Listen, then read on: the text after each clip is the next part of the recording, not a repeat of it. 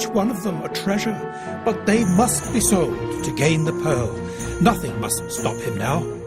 Some things had sentimental value to him. Yesterday he would never have parted with them. They were part of his life.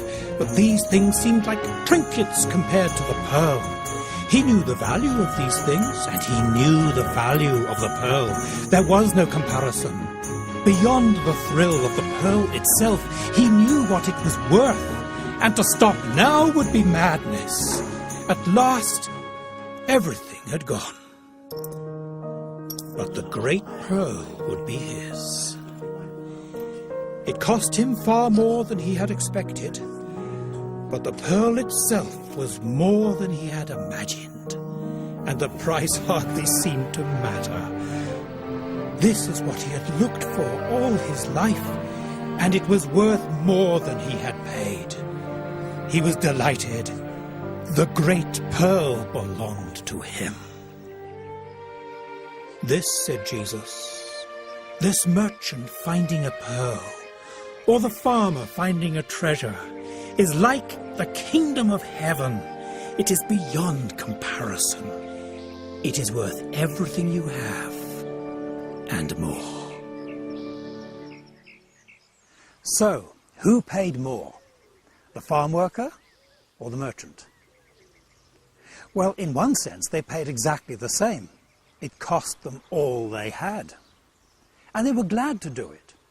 So, what is this kingdom of heaven, or kingdom of God, represented by the treasure and the pearl? More than anything else, it means the sovereign rule of God, both now and in the future, in this life and in the life to come. For the person who is a follower of Jesus Christ, the sheer joy of being in the will of God and experiencing the control of God is far more important than anything else. And after all, what's the alternative? As Jesus himself said, what does it profit a man if he gains the whole world and loses his own soul?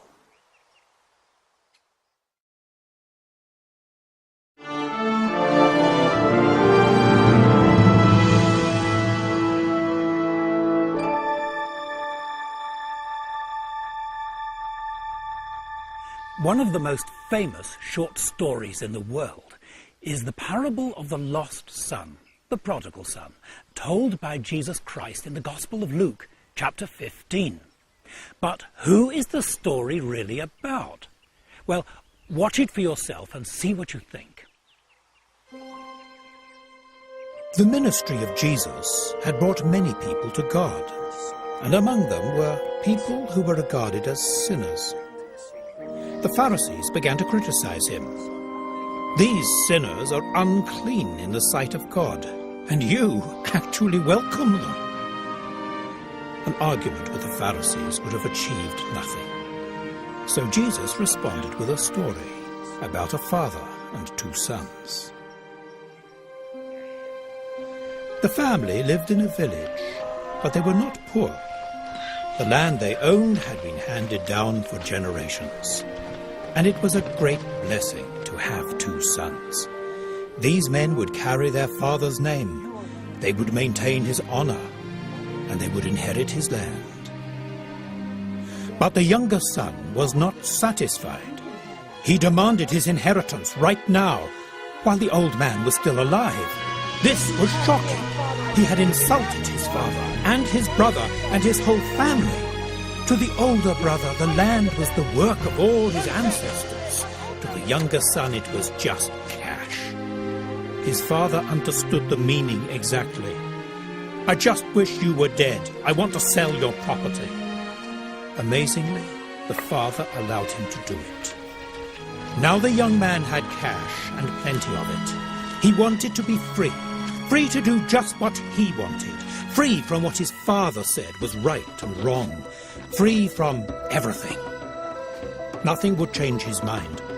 He left his family and his village. He left the land God had given to his ancestors, the land of promise. He knew he had deeply offended his community. The people of the village would never forgive him, never. From now on, there was no going back. He had rejected them, and they had rejected him. Most of all, he had hurt his family. But the father knew that to hold the young man against his will was pointless.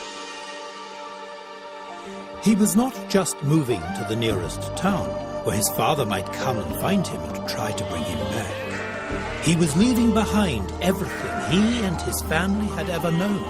He was determined to get completely clear of his father's influence. The journey ahead of him was going to take some time, and it was not without danger.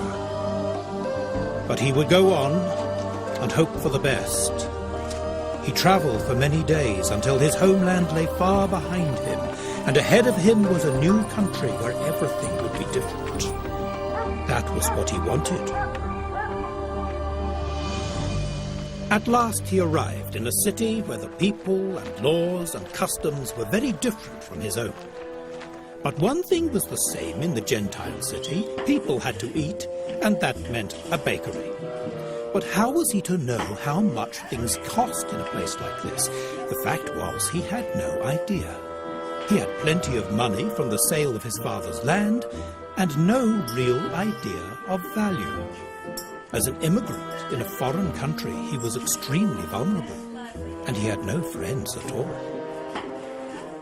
If he wanted to be accepted here, he must learn to fit in. The clothes he wore in the village would not do in the big city. To start with, he must look right.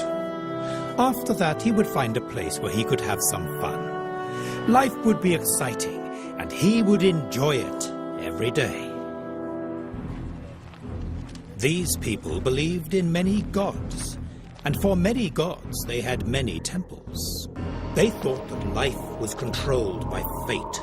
They believed in good luck and bad luck and astrology. So in the temples they made offerings to the gods, hoping to win their favor. The young Jewish farmer had been brought up to know better than this, so perhaps he should keep quiet about religion. In a city like this, there was always something to see. New sights, new sounds, new ideas. Compared to his life in the village, this was a whole new world, and he was eager to see and hear all of it. Many cities in the Roman Empire boasted of their amphitheaters and the fights they sponsored for the public. His father would have thought them disgusting, but these people seemed to enjoy them. Some gladiators were professionals, but most of them were slaves who lived only a few weeks after training. This was a society which cared nothing for the value of human life, where one man's murder was another man's entertainment. People enjoyed watching violence. Human beings could be bought and sold like cattle. All a gladiator could hope for was to put up a good performance and hope to live until the next fight.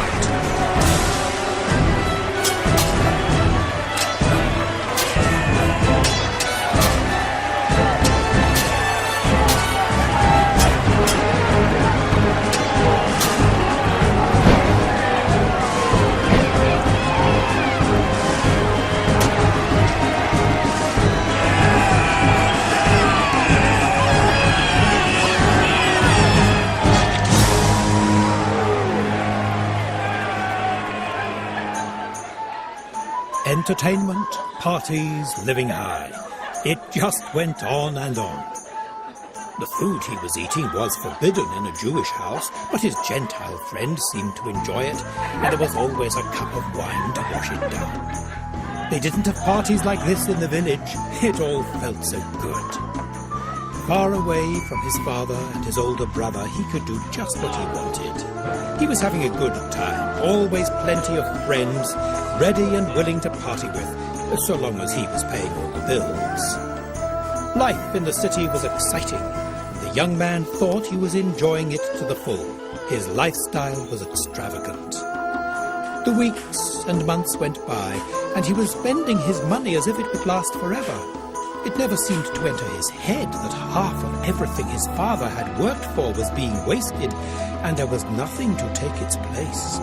That one day everything would change. One day there would be no more